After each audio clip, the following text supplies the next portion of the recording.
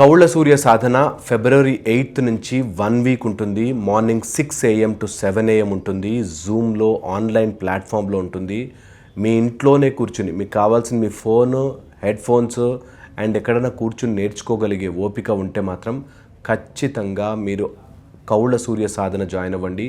సౌర మార్గములో కుల, మత, ప్రాంత, రాష్ట్ర భేదాలు లేకుండా అందరూ తెలుగులో ఇలాంటి విద్య నేర్చుకోవాలి, మెడిటేషన్ చేసుకోవాలి. మెడిటేషన్ ఆడియో ఇస్తాము, నోట్స్ ఇస్తాను.